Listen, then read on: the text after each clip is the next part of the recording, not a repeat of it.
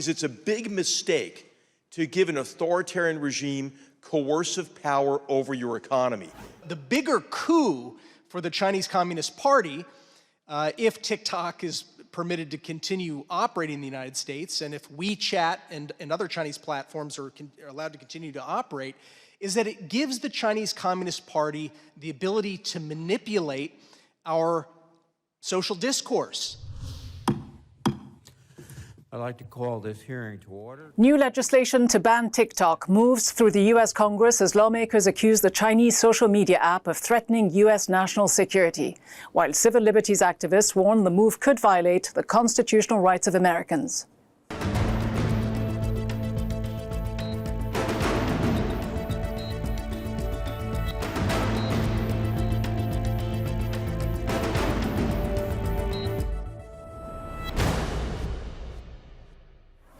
Hello and welcome to Inside America with me, Ghida Fakhry. Last week, the House Foreign Affairs Committee passed a bill that would give the Biden administration the authority to ban TikTok.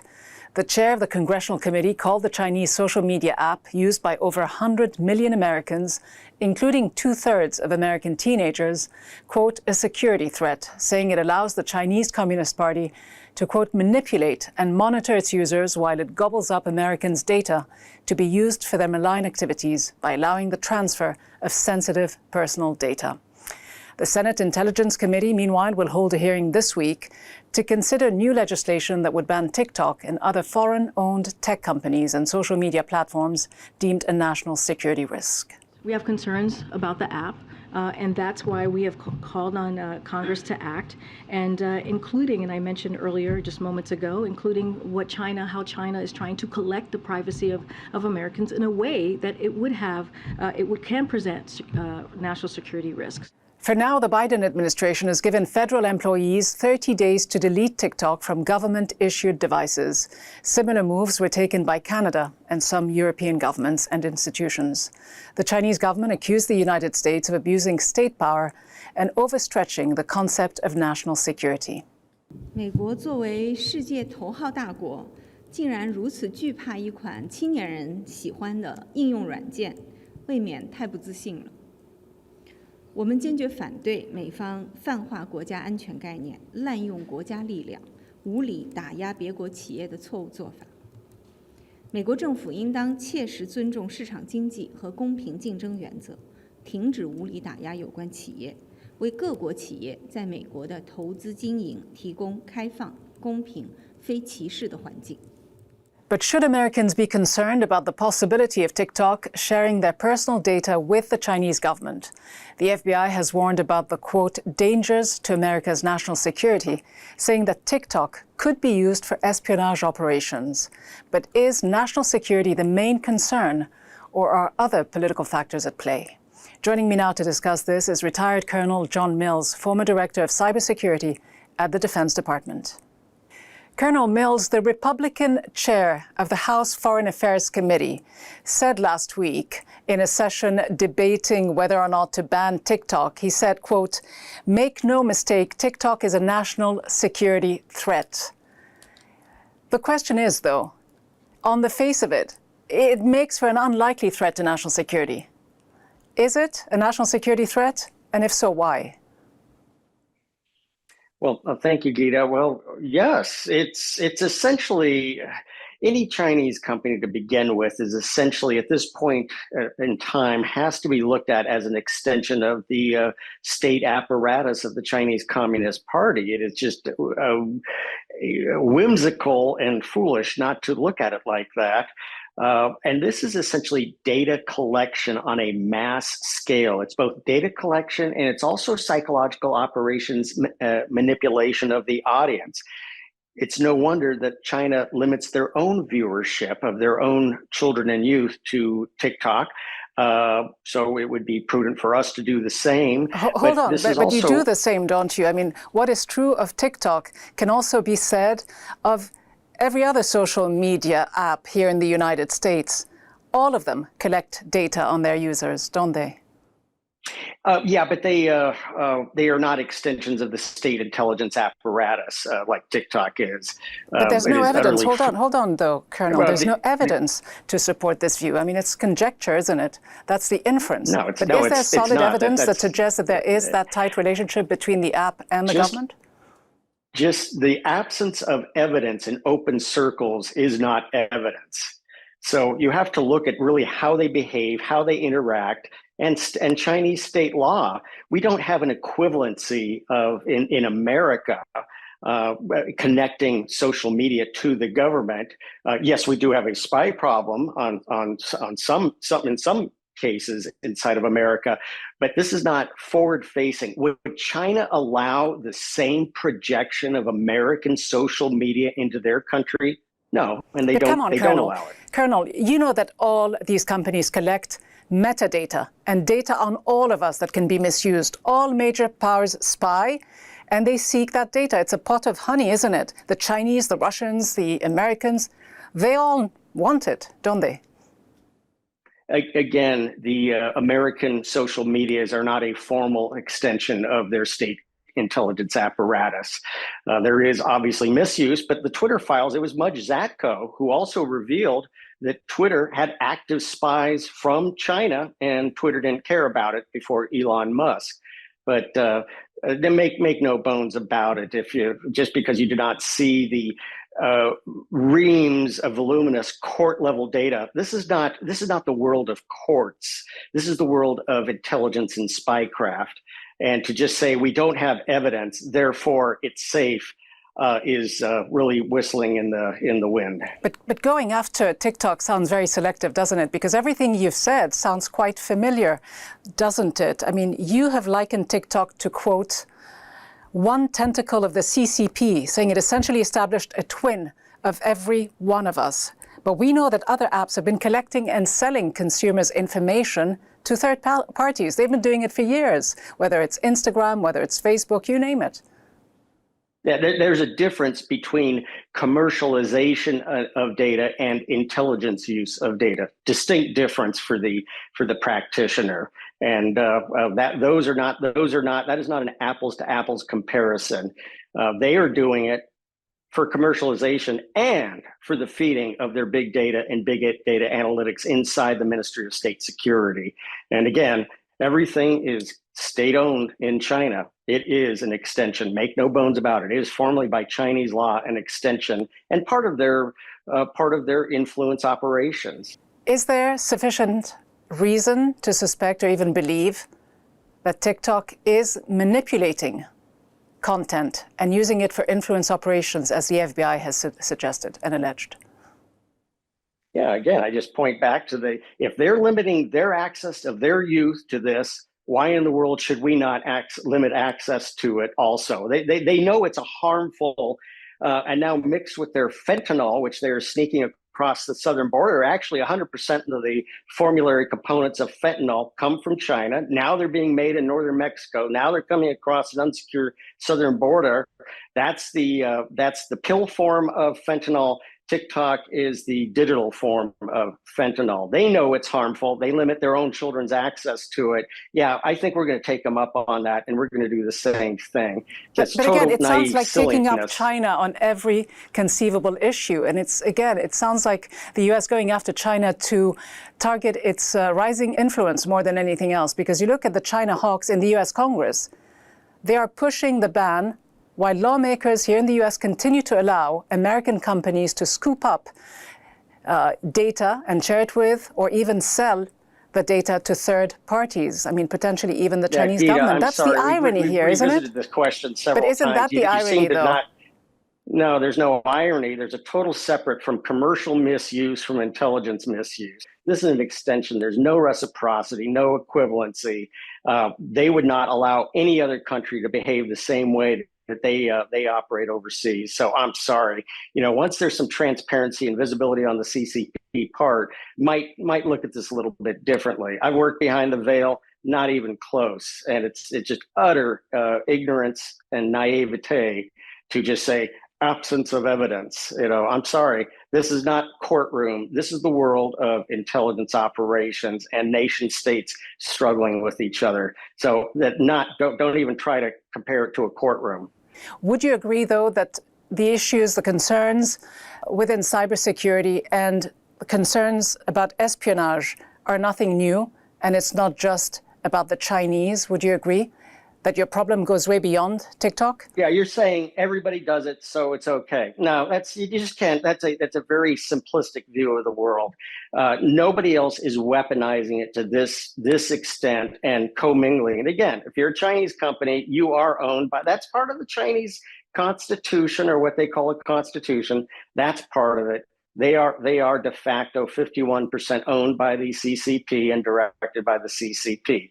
No equivalency to anything else anybody else would do. I'm not saying there isn't misuse for commercial or business reasons. That's a totally separate category. TikTok is the vanguard in social media for Chinese communist influence activities. They should be run out of the US market, and I would suggest run out anywhere, because they are not, no other country, same thing, that they are given a free rein, and then China said, yeah, come into our country and do the same thing. They don't allow that to any country. Would you agree that cybersecurity concerns have always cropped up with domestic social media giants, that there are very weak data privacy laws here in the United States, and social media companies have taken advantage of it? It isn't just about TikTok. These companies in the United States may be misusing for commercial applications and profit motives. That does not mean they are an extension of the United States government. But we don't know who they sell the information onto. They could be selling the information onto other governments, including the Chinese or intelligence services. Possibly, but there are far more legal controls and applications and guardrails for the American companies. Yeah, sure, they abuse it. I'm not saying that doesn't happen, but there are no guardrails for TikTok. They are the vanguard and the tip of the spear in the social media sector. But if China spies, so do many other nations. Espionage is nothing new. It isn't just about China. It isn't just about TikTok. It's the second oldest profession in the world, granted, but no, again, no moral equivalency. You're just saying everybody does it, it's okay, because everybody does it. But it's about not being selective. It's not about going just after the one company. They're the threat. Doesn't matter. They're the threat. They're the primary threat. I'm not going to worry about Paraguay putting something into some digital application inside of America. I'm going to weight 99% of my focus on the Chinese Communist Party. All right. We must leave it there. John Mills, retired colonel and former director of cybersecurity at the Department of Defense, thank you very much for your time. Thank you, Ghida. Meanwhile, the recently formed House Select Committee on the Chinese Communist Party held its first meeting last week and issued warnings about the threats of China's military buildup and surveillance through TikTok. The committee can help determine the combinations of policies there will be order. And legislation necessary to counter CCP aggression and rebuild America's and the free world's competitive advantages.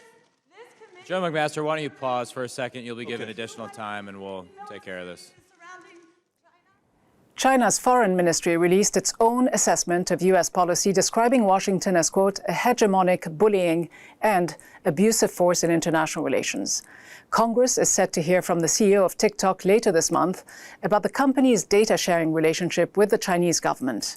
Meanwhile, the American Civil Liberties Union, the ACLU, has urged Congress not to pass legislation that would impose a ban on TikTok, arguing that it would violate the First Amendment rights of millions of Americans who use the app to communicate and express themselves daily. More than 25 U.S. states have already introduced full or partial TikTok bans on government-issued devices over alleged security concerns. North Carolina and Wisconsin are the two latest states to issue bans on the social media app. Joining me now to discuss this is Chris Anders, Deputy Political Director and Federal Policy Director at the American Civil Liberties Union. Chris Anders, what drives this move to ban TikTok, which in fact started under the Trump administration? Is it national security, or is it just a facet, a reflection of growing U.S.-China tensions? I think it's a lot of different things. I think a lot of politics is behind it. That's part of the reason why President Trump had tried to ban it. the courts struck down his ban, saying that it violated free speech rights in the United States. But the Republicans have kept at it, and every day it seems like there's a different reason why they're putting out there as to why they want to ban TikTok. The ACLU looks at it from a freedom of speech angle, but the intrusion of social media, the digitization of every aspect of our lives, goes far beyond that, doesn't it? Yeah, and I think what we're looking at here really is the rights that people have to receive and to receive information and to produce content. And so people on the internet and on TikTok are communicating with each other. They're learning about current events. They're lobbying their members of Congress.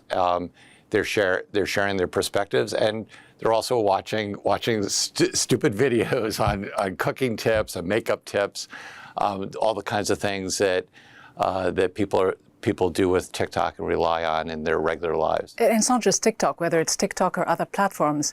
I mean, these social media platforms use very sophisticated but pernicious tools, algorithms, AI.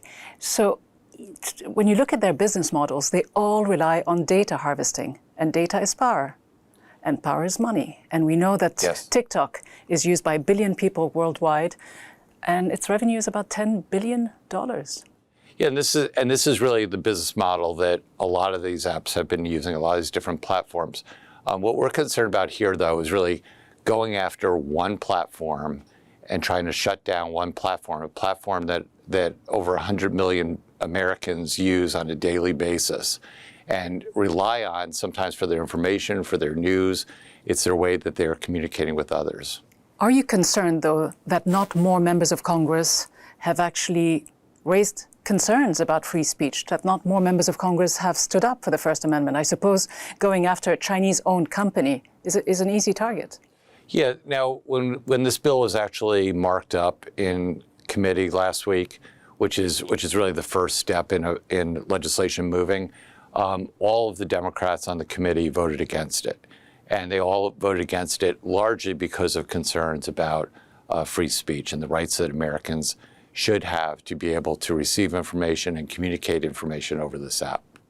We know that this goes beyond TikTok, but TikTok is embedded in an entire generation of people, especially young people. What impact would a ban have on the right to free speech of millions of Americans? I mean, this is the way that a lot of people are getting their information today. Whether you think it's the best way to get information, it is the way a lot of people are getting their information. It's the way that they're finding out about current events. It's the way they're finding out about human rights abuses happening in other countries. It's about the way that they're finding out about what's happening in their own country. They're using it too to communicate with others and to organize people to take action, sometimes against government action that they disagree with. Does the move, in your opinion, to ban TikTok detract from the comprehensive debate on privacy legislation? And if members of Congress were so concerned about China seizing the data of TikTok users, would they be focusing more on passing that federal legislation that would focus not just on TikTok and foreign entities, but on domestic American companies as well? Yeah, and I think this is one of the things that kind of points out the kind of hypocrisy and silliness about this TikTok legislation, which is that the kind of data that they're saying can be picked up by the Chinese if they were to get the information from TikTok is all data that they could actually just buy.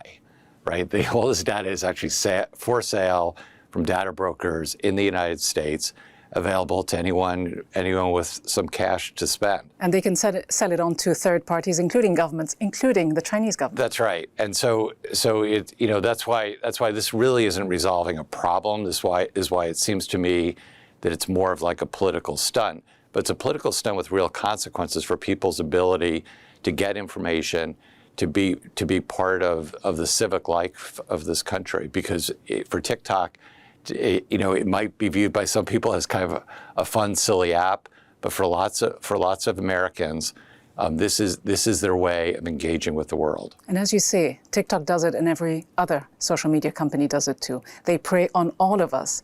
They harvest our data, and they've been doing so for years. In fact, they're behemoths when it comes to this sort of behavior. But why is it that legislation seems to be several steps behind these technologies.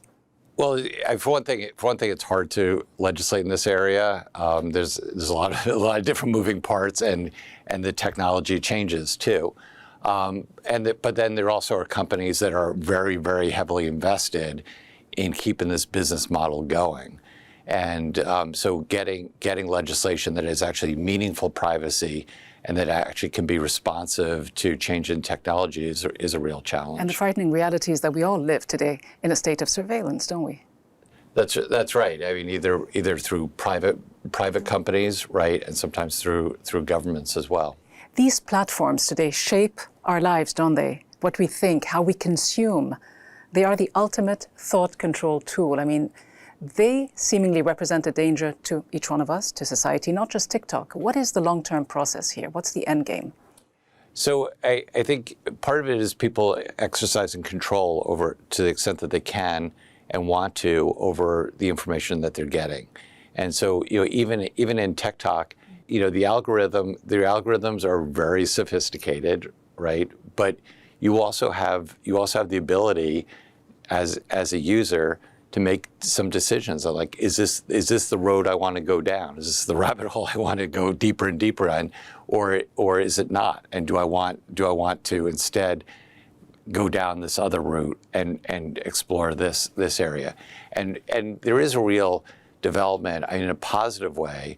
There's real development of communities. I mean, a lot of people are finding each other, through social media, through TikTok, through other apps, and finding commonalities very often, and that often is a very, very positive development for people in their individual lives. And when it comes to TikTok specifically, we're talking about a massive global community.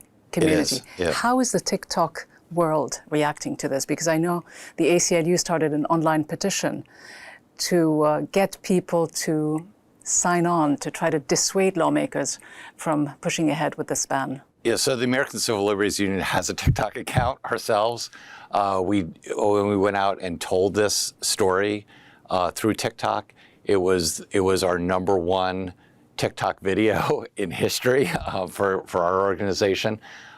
People are upset because this is really a threat to their ability to express themselves over the internet.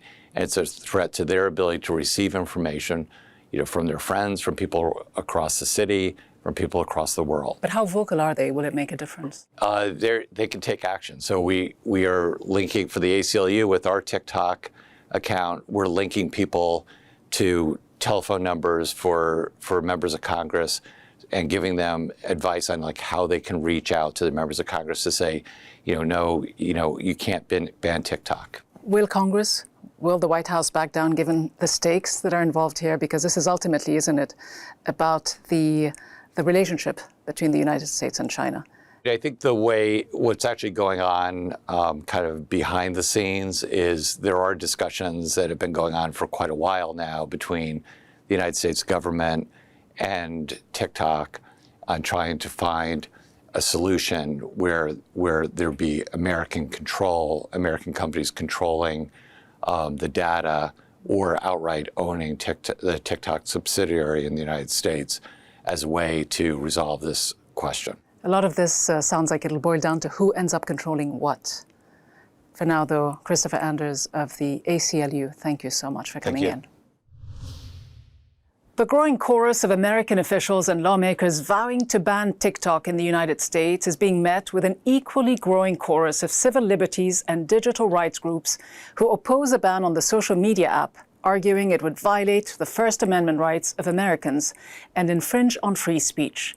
Attempts by former President Trump to shut down TikTok and other apps linked to China were repeatedly struck down in court, with judges warning about freedom of speech implications.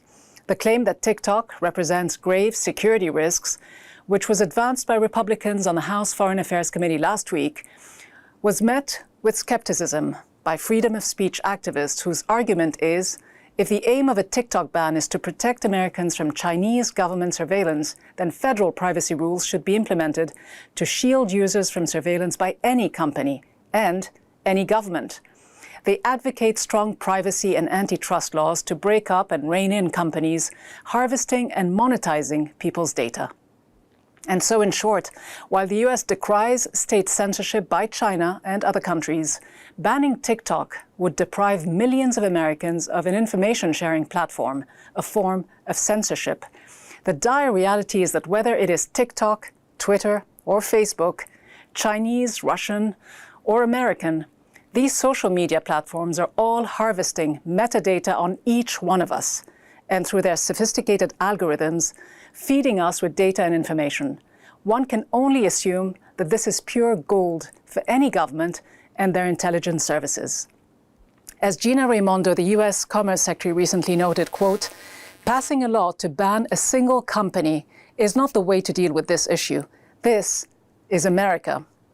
She's of course right, even if she might, in the end, be proven wrong. That's all from me, Ghida, Fakhry, and the team in Washington. Thanks for watching.